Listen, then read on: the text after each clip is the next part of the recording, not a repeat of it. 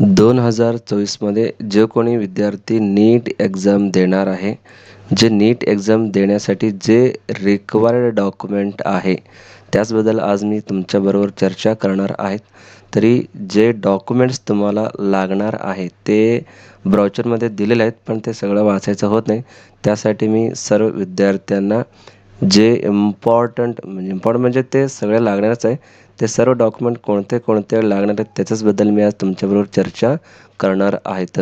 तर लक्षात ठेवा, जे कोणी विद्यार्थी बनणार आहेत त्यांच्याकडे हे सर्व आत्ता इथं स्क्रीनवर तुम्हाला दिसत असेल, हे जे सर्व डॉक्युमेंट आहे हे सर्व डॉक्युमेंट तुम्हाला लागणार आहे.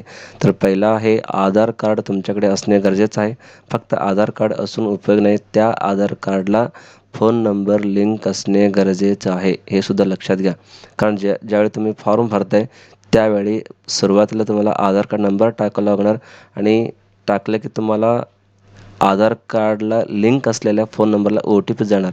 त्या OTP तुम्हाला परत टाकायचा आहे. त्यासाठी जे काही तुमचा आधार कार्ड नंबर असेल त्या आधारला फोन नंबर लिंक असणे गरजेचं आहे. त्यानंतर सेकंड डॉक्युमेंट बघितलं तर 12th class board exam hall ticket किंवा तुमचं कॉलेजचे ID कार्ड असणे गरजेचं आहे. ओके, ते सुद्धा तुम्हाला तिथं लागणार आहे. हा कॉलेजच्या IDपेक्षा तुम्हाला 12th क्लास बोर्डचा हॉल तिकीट जे आहे तुमचं ते असणे गरजेचं आहे. तुम्ही CBSEमध्ये असो किंवा स्टेट गव्हर्नमेंटचं बोर्ड एक्झाम देत असो, कोणी काय असेना, पण त्यांच्यासाठी हॉल तिकीट असणे गरजेचं आहे. त्यानंतर थर्ड आहे मोबाईल नंबर असणे गरजेचं आहे. सगळ्याकडे असतात, पण मोबाईल नंबर किती पाहिजे तुम्हाला? टोटल 3 मोबाईल नंबर पाहिजे. एक compulsory mobile number, alternative mobile number, परत एक अल्टरनेटिव्ह मोबाईल नंबर, असं टोटल तुम्हाला 3 मोबाईल नंबर असणे गरजेचं आहे. ओके, त्यानंतर चौथा आहे student all fingerprints on the white paper. तुम्हाला एखाद्या व्हाईट पेपरवरती दोन्ही हातांचे पूर्ण 5 बोट आणि ह्याचं 5 फिंगर्स असं टोटल 10 फिंगर्सचं एकाच व्हाईट पेपरवरती तुम्हाला त्याचं प्रिंट घ्यायचं. म्हणजे पॅडवरती ते शिक्का लावून घ्यायचा आणि ते शिक्काचं इथं पेपरवरती फिंगरचं शिक्का लावायचा आहे. ते तुम्हाला स्कॅन करून अपलोड करायचं आहे. त्यानंतर पाचवा सांगायचं म्हटलं तर ईमेल ID असणे गरजेचं आहे. ईमेल सगळ्यांजवळ सगळ्याकडे असतात, मोबाईलमध्ये आपल्या मोबाईलवर असतात, पण ते चालू असणे सुद्धा गरजेचं आहे. कारण त्या ईमेल IDवर सुद्धा एक OTP जाणार आहे. त्या OTP तुम्हाला तिथं टाकायचं आहे. त्यासाठी चालू असणारे ईमेल ID असणे गरजेचं आहे. त्यानंतर सहावा म्हणजे photo with the white background. फक्त फोटो असून उपयोग नाही, त्या फोटोचा बॅकग्राऊंड कसलं पाहिजे? कंपल्सरी व्हाईट पाहिजे. लक्षात घ्या, फोटो विथ व्हाईट बॅकग्राऊंड. त्या फोटोचा बॅकसाईड जे कलर असतात, कोणी ब्ल्यू कलर ठेवतात, कोणी चॉकलेट कलर ठेवतात, पण ते ठेवू नका. कंपल्सरी व्हाईट बॅकग्राऊंड असणे गरजेचं आहे. त्यानंतर साईन सिग्नेचर, तुमचं सिग्नेचर असेल ते सिग्नेचर पाहिजे. हां, अजून एक फोटोबद्दल तुम्हाला सांगायचं म्हटलं तर हा फोटो किती PP साईजचा फोटो तुमच्याजवळ असणे गरजेचं आहे. त्याचबरोबर एक 4x6 ते सुद्धा एक फोटो असणे तुमच्याजवळ गरजेचं आहे. कारण ते सुद्धा तुम्हाला अपलोड करायचं आहे. 4x6 जे 4x6चं कार्ड असते, तुम्ही ज्यावेळी फोटो काढायला जाणार आहे त्या फोटोग्राफरला सांगा, त्याने तुम्हाला काढून देतील 4x6चं एक मोठा फोटो आणि आणि स्मॉल PP साईजचा फोटो, ते सुद्धा तुम्हाला लागणार आहे. ओके, त्यानंतर सिग्नेचर तुम्हाला लागणार आहे, सिग्नेचर असणे गरजेचं आहे.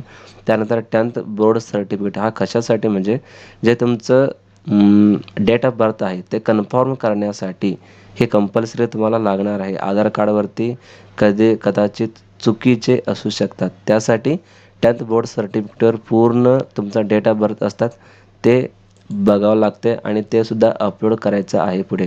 त्यानंतर 11th मार्कस कार्ड तुम्हाला लागणार आहे. 11वीचे मार्कस कार्ड तुम्हाला लागणार आहे. त्यानंतर 12th क्लास हॉल तिकीट, जे तुमचं बोर्डाचं एक्झाम चालू आहे सध्या, त्या बोर्ड एक्झामचे हॉल तिकीट असणे गरजेचं आहे. तिथं तुम्हाला त्या बोर्ड एक्झामचा नंबर तिथं टाकायचा आहे. त्यानंतर एक्झाम फी, जे तुमचं फॉर्म भरत असताना तुम्हाला तिथं त्यांनी सांगतात, फॉर्म भरणारे व्यक्ती जे कोणी असेल त्यांनी तुम्हाला सांगतील की एक्झामची फी किती आहे, त्यांना विचारून तुम्ही कन्फर्म करून घ्या. त्यानंतर शेवटचे म्हणजे एलिजिबिलिटी कोड. ज्यावेळी तुम्ही फॉर्म भरताय त्यावेळी फॉर्म भरत असताना तिथे एक कॉलम असा आहे की तुम्ही फ्रेशर आहेत का किंवा 2023मध्ये तुमचं 12वी संपलेलं आहेत का किंवा 2022मध्ये तुमचं 12वी संपलेलं आहेत का असं तुम्हाला विचारलेलं असतात. ते तुम्ही क्लिक केलं की ऑटोमॅटिकली तुमचं एलिजिबिलिटी कोड तिथं ऑटोमॅटिकली येतात. तर तुम्ही काही टाकायचं नाही. म्हणजे फॉर एक्झाम्पल जर तुम्ही ह्या वर्षी 12वी देत असेल तर तुम्हाला फ्रेशर म्हणतात, म्हणून त्यांच्यासाठी कोड आहे 01. ओके. असंच तुम्हाला जर तुम्ही गेल्या वर्षी असेल तर तुम्हाला कोड वेगळा येणार. त्याच्यापेक्षा 2022मध्ये तुमचं 12वी संपलेलं असेल तर त्यांच्यासाठी ते कोड वेगळं येणार आहेत, ऑटोमॅटिकली तिथं पडतील. तर त्यासाठी विद्यार्थी मित्रांनो, जर तुम्हाला नीट एक्झाम 2024 ॲप्लिकेशन करणार असेल तर हे सर्व डॉक्युमेंट तुम्हाला लागणार आहे. हे सर्व डॉक्युमेंट व्यवस्थित पाहून घ्या. कोणाला पाहिजे स्क्रीनशॉट करून घ्या आणि व्यवस्थित हे सगळं डॉक्युमेंट तुमच्याकडे ठेवा. ठेवून मग फॉर्म भरायला चालू करा.